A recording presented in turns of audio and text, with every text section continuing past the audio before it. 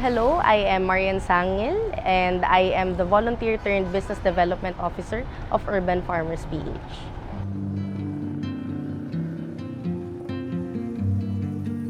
In 3 words, I guess I would say it's busy. I would say there are opportunities. And I think the last would be there's noise.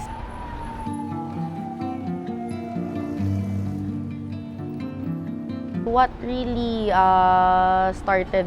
triggered this, was when one of our volunteers back then saw our area in Bel-Air. So the founder, Farmer Louie, started the project back in Bel-Air during the pandemic. But one of our volunteers back then, she was affiliated with Ayala Land, and told us, oh, maybe you can farm in these areas. And then she suggested bringing the advocacy to more public spaces as well.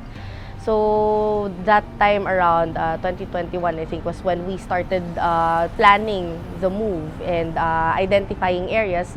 This site in BGC had good sun. At the same time, it was very visible. So we believed it could really make an impact here. And of course, at the time, it was unused, no? So because it was unused, there was grass growing everywhere. And we saw the potential to do something here, to bring what we were doing in Bel-Air in a small urban farm tucked inside Makati, and bring it out here where everybody could come visit. So more like an open park space to learn about what we're doing.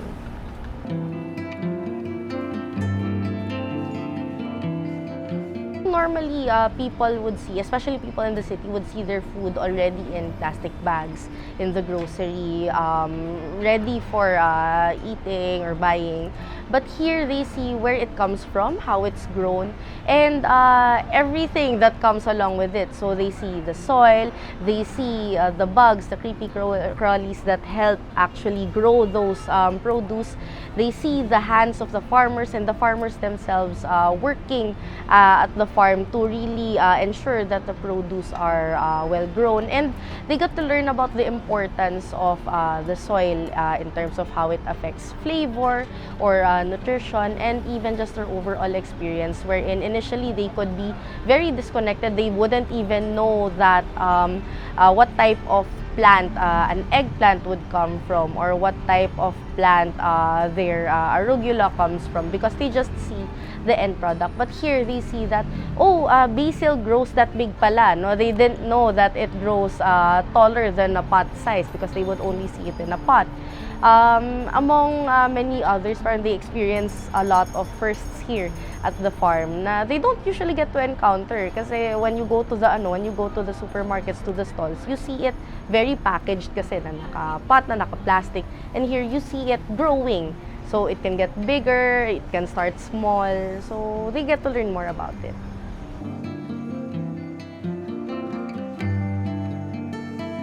For those people who think, no, that they need a lot of land, the reason why we're doing this is to show people that there are many types of ways to start growing produce, vegetables, to start planting.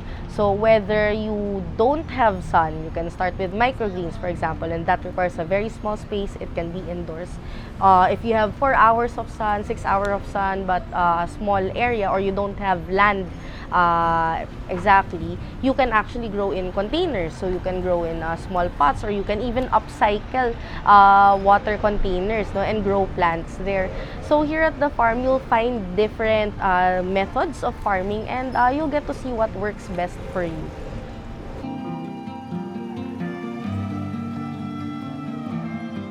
Again, one of the challenges was when we started, we had to deal with, of course, city pests. And since we wanted to practice a natural method of farming, we didn't use chemical pesticides, no? So actually, one way that in our early days we've impacted the area na is we were able to convince some of our partners to use less pesticide in the area around the farm, just so not all of the pests go straight to the farm, no? Kasi parang it's like a green haven for them, eh. So that was the first main challenge, was that we couldn't grow anything because it kept getting eaten by pests. But over time, as we kept growing, no, kasi of course back then, hindi pa naman talaga nabibuild yung the ecosystem here, no, and of course that took a while to establish. But over time, we've started getting the helpful insects, those that help manage yung mga pests sa farm. There was even a visitor cat who stayed for a while here and helped keep some of the pests away. And for some reason, hindi niya ginugulo yung plants, no? So, very helpful din here sa farm that time. Another challenge that we had, of course, it was logistics when we were setting up. And we were very thankful to have the help of our partners when we were setting up here. Kasi we are an NGO and as an NGO, we're quite small, no? And as it was, we were just on our second year when we were starting here in BGC. So, we were able to get help naman in terms of materials or logistics assistance. Even BGC helped us with some of the permits coming in to support what we're doing.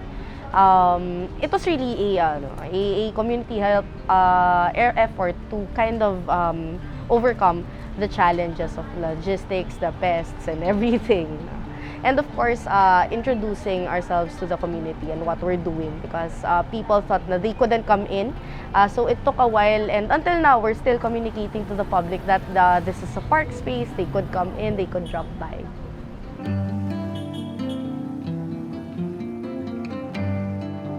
So one of the challenges we have here at the BGC Community Farm, as you mentioned, it's really the typhoons. And when typhoons come, our first challenge is the produce that we're growing here gets affected. So some of them, after heavy rains, they spoil easily. So what we do with that, if they're ready for harvest, or even if they're not yet quite ready for harvest, there are times when we donate it for relief operations through partners.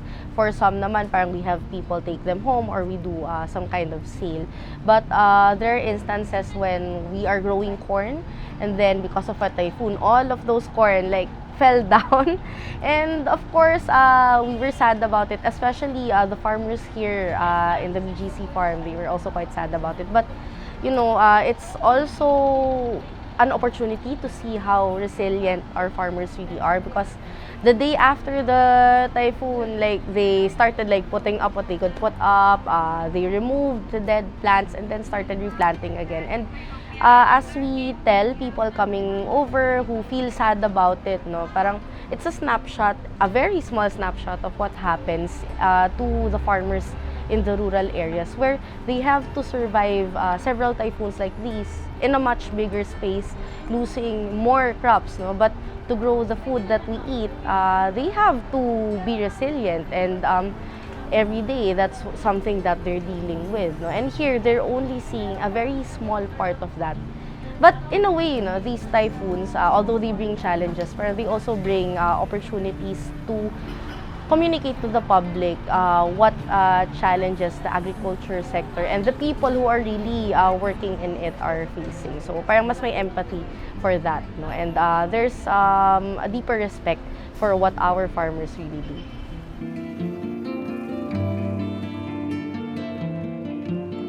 Initially, actually, we started as a small group of volunteers. Back in our planning days in Bel-Air, planning how to move that initial project of the founder here to BGC. But the word of mouth actually started with the volunteers first because we were excited. We were talking about, we're gonna have this farm in BGC, you should come see it. And then slowly our residents in the area started noticing something growing here. They were asking about it. And some of back then we had a few corporate partners for Bel-Air. They also helped in promoting it. So if I may mention lang, some of our early partners were East West and then Ayala Land who brought us to FBDC. They were the ones who kind of helped us bring our produce here, the greenhouses that were donated, the logistics challenges that we had as well. They helped us turn it into a reality. Kasi we weren't really the experts in farming. And what we know, we've learned from our partners in the agriculture. So we have some private partners who were in mainstream agriculture, no? But we've also had some partners who were not in agriculture at all, so ibang industry. And they worked together with us to set this project up here in BGC. And it's a really nice story because some of these partners, they were donating in kind, like the Home Depots, MC Home, CW, Wilcon. They donated their pallets, the ones that they use for their stocks. And our farmer-in-chief saw no harm naman in asking, kasi otherwise it's something that would go to waste, would be thrown away. So why not ask for it? So those were the materials that we used in putting up the farm here. So if you can see, even this farm store, no, we are using pallets. The plant beds that we have, a lot of them are also using the wood pallets and used tarpaulins even, no? So during our early setup, parang we've done like a lot of creative solutions, upcycling already. And parang it has grown more. And the people that we worked with, the companies back then, of course, nagkaroon ng word of mouth. No? So they talked about it, people came by. Some people were in here because they were curious about the farm, growing food. The rest wanted to see how they could get involved, volunteer, and they also helped us communicate the advocacy, what we were doing here. The rest were in it for sustainability. They were really passionate about sustainability, and they saw how we were practicing some parts of it, some of the SDGs, and not even, parang that wasn't entirely our intention. At first, we just wanted to grow a farm, but then naturally, we leaned towards using those materials because at the same time, parang while farming, it also helps, no? And more of our volunteers and our partners suggested, oh, why don't you try using this? Why don't you try using that material? And it grew. So even people outside BGC now were coming to visit the farm, no? And we've attracted some people who were doing vlogs, some influencers even. From time to time, we also get media people here, and parang it's out of their own interest, no? Parang from time to time, we reach out to them, but initially, it was them just coming by this farm, and then a lot of them even thought that this was a private space where nobody can enter, wherein we communicate to them that, no, everybody can actually come here. And little by little, we started changing, I guess, how people saw farming in the area. And imagine, there was one of the first groups we had here was a group of doctors from St. Luke's, for example. They were here.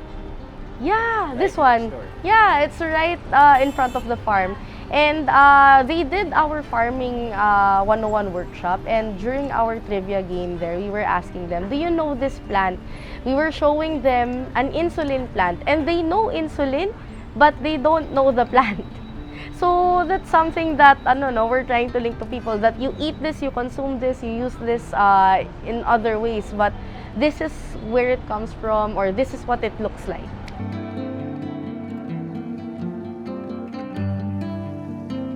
Actually, that's something that we haven't gotten around to yet. Primarily because there's so much happening here at the farm. Like, it's in one of our plans eventually to do it for one of our sites.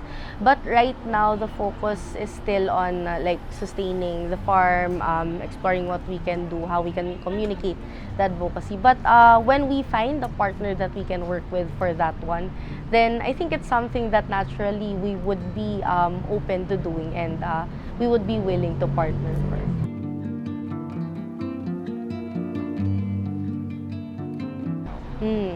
So as we always say, our goal really here is to have a farm in every city. And that doesn't mean we do everything on our own. So naturally, our dream, well, for me personally, my dream for Metro Manila 10 years from now is for every LGU to have at least one community farm. So one community farm, regardless of how it's functioning, so it can be LGU run, it could be run by the community, it could be run by someone private, but at least one in every area. Of course, to also promote sustainability, but at the same time to ensure a bit of food security in the area. It's not gonna provide for everyone, but at least it's a good start, and more people would see the advantages of growing your own food and having a farm, and of course learning about what it really takes to grow a farm.